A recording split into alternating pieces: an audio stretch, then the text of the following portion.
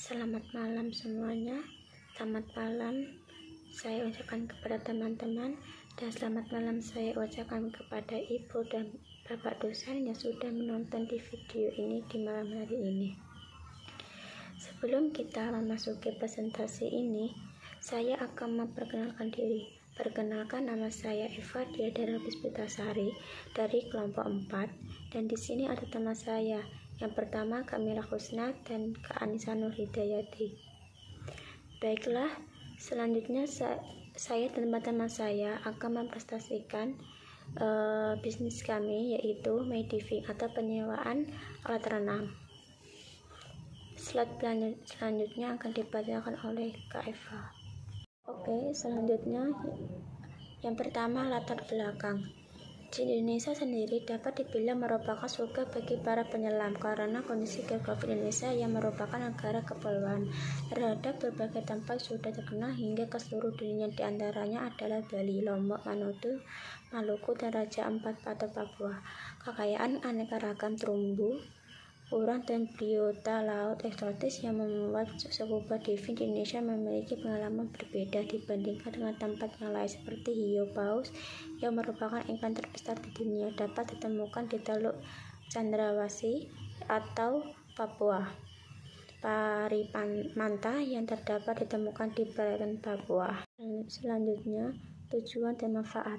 Tujuan dari Mediving adalah untuk mendapatkan keahlian di bidang diving dan mendapatkan lisensi diving.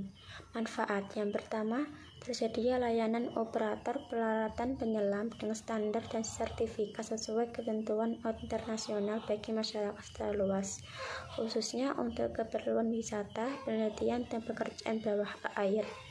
B. Masyarakat luas akan semakin mengenal keindahan bawah laut Indonesia yang kaya akan potensi dan keindahan panorama lautnya.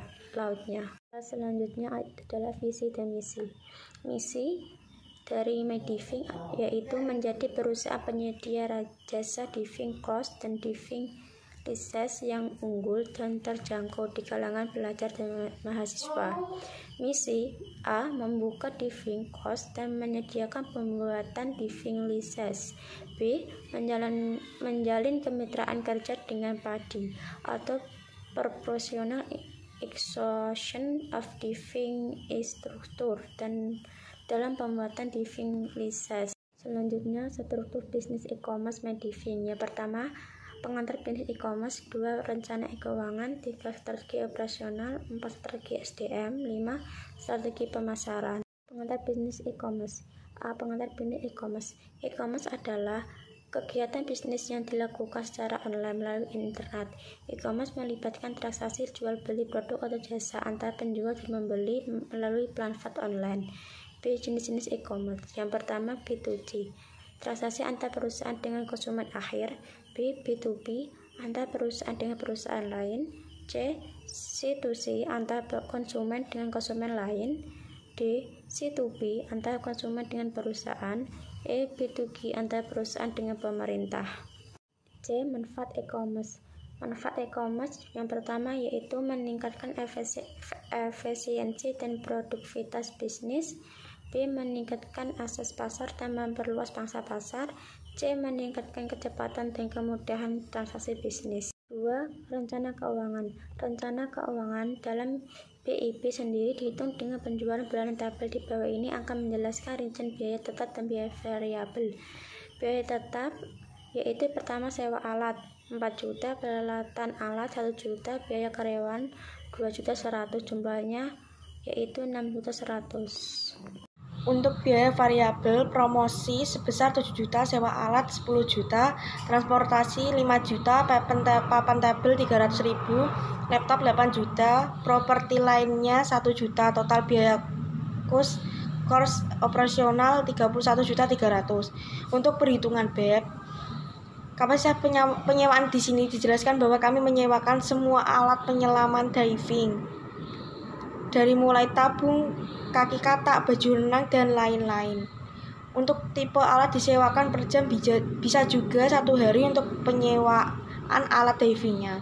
Harga per jam untuk alatnya itu 200.000, kalau 1 hari 950.000. Kalau tanpa pemandu diving 500.000. Untuk keseluruhan jumlah kapasitas penyewaan sebanyak 50 unit per bulan. Untuk per bulan, harga sewa rata-rata 600.000, biaya tetap per unit 600. Untuk kurs total 31.300.000. Untuk strategi operasional dibagi menjadi 3, yaitu pertama strategi operasional, kedua ketenaga kerjaan, ketiga organisasi perusahaan. Untuk strategi SDM, permasalahan yang dikelompokkan pada 5 unsur, yaitu untuk 1 sasaran, kedua faktor, ketiga aktor, kelima alternatif strategi. Untuk sasaran, dalam hal ini, tujuan yang ingin dicapai adalah pemberdayaan masyarakat melalui pengembangan sektor wisata bahari di Pulau Karimun Jawa.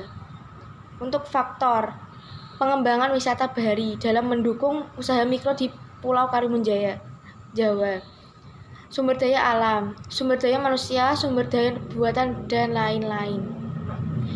Aktor-aktor yang perlu dipertimbangkan dalam pengembangan usaha kecil: masyarakat, pemerintah daerah, Pemda, lembaga keuangan, dan pihak investor. Untuk tujuan kita untuk meningkatkan penyerapan tenaga kerja, 2. Peningkatan pendapatan masyarakat dan perluasan usaha. Untuk alternatif strategi, permanfaatan pulau kecil sebagai objek usaha kecil, peningkatan kesadaran masyarakat lokal terhadap upaya pelestarian potensi SDA. Strategi SDM.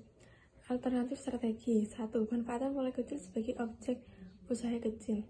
2. Peningkatan kesadaran masyarakat lokal terhadap upaya pelestarian potensi SDA. 3. Meningkatkan mekanisme pengelolaan usaha kecil. 4. Pembangunan sarana dan prasarana. 5. Strategi pemasaran. 1. Produk. Jasa yang diberikan meliputi pelayanan sewa alat selam, sewa bot, jasa diving course, fasilitas penunjang lainnya yang mendukung kegiatan penyelaman. 2. Price atau harga. Penentuan harga disesuaikan dengan jenis jasa dan alat yang digunakan. 3. Promosi. Promosi dilakukan dengan media cetak maupun media elektronik. Strategi yang keempat, place atau tempat. Contoh place atau tempat yang cocok untuk memasarkan dan menjual aplikasi penyewaan yaitu App Store atau Play Store dan website resmi, aplikasi media sosial, marketplace, kemitraan dengan perusahaan teknologi. 5. People untuk penyewaan peralatan diving sendiri mulai dari anak-anak sampai lansia umur 10-60 tahun. 6. Proses. Berikut adalah proses penyewaan alat diving. 1. Unduh aplikasi. 2. Registrasi. 3. Pilih layanan. 4. Memilih jadwal. Yang terakhir, pembayaran. Kesimpulan, pariwisata bahari menawarkan keindahan alam bawah laut yang beragam serta pantai pasir putih yang menawan sehingga memiliki daya tarik tersendiri yang biasanya disertai dengan kegiatan diving. Kegiatan diving tentunya membutuhkan peralatan yang aman dan memadai demi keamanan dan kenyamanan wisatawan. Selama melakukan kegiatan diving yang membuat kami memiliki ide untuk membuat bisnis alat diving yang bisa menjadi bisnis yang cukup menghasilkan guna menunjang pengembangan wisata bahari agar lebih memudahkan wisatawan. Sekian dari kelompok kami, tapi saya dan teman-teman saya mohon maaf yang presentasi cuma 3 orang, saya dan Kak Anissa dan Kak Mila. Yang 2 lagi ya kayak gitu sih Pak, kayak bermain kurang dari jadi yang presentasi cuma 3 orang. Sekian dari presentasi kelompok kami. Saya dari perwakilan dari kelompok kami, saya maaf ya besar-besarnya. Wabillahi taufiq wal hidayah. Wassalamualaikum warahmatullahi wabarakatuh.